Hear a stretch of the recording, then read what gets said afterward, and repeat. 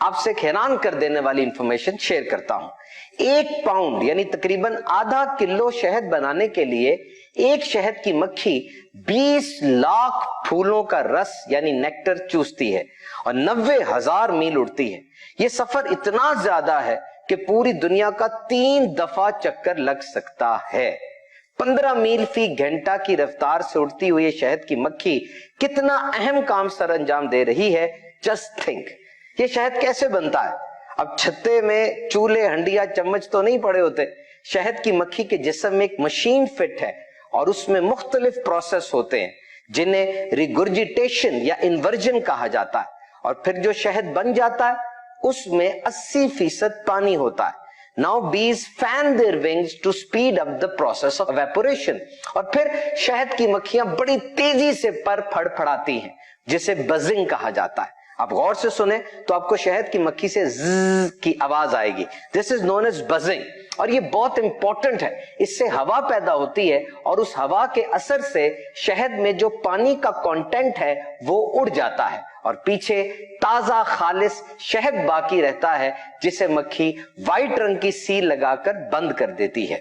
شہد کی مکھی کا چھتا ہنی کامب 2000 سال کی تحقیق کے بعد mathematicians have finally proved that honey bees are the world's best and most efficient builders.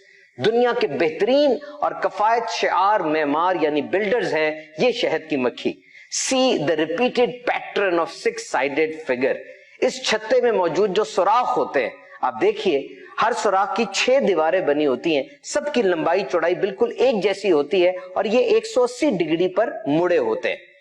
This produces the best geometric figure called hexagon. یہ میتھمیٹکس کی ایک شیپ بن جاتی ہے جس کو ہیگزاگون کہا جاتا ہے. اب دیکھیے مدنی چینل کے ناظرین یہ شہد کی مکھی کا جو چھتا ہے اس کی 4 یا 5 دیواریں بھی تو ہو سکتی تھی لیکن یہ 6 دیواریں اس کا 120 ڈگری پر مڑا ہونا آج سائنس ثابت کر رہی ہے کہ شہد کو محفوظ رکھنے کے لیے اس سے بڑھ کر کوئی گودام ہو ہی نہیں سکتا. میٹیریل نقشہ ساخت most efficient and economical pattern. تو پھر یہ شہد بہترین غذا ہے, اینٹی سیپٹک میڈیسن بھی ہے, دنیا کی واحد غذا ہے جس میں پائنوسمبرین پایا جاتا ہے. پائنوسمبرین ایک ایسا ایلیمنٹ ہے, ایک ایسی چیز ہے جو ذہن کے لیے دماغ کے لیے بہت اچھا ہے.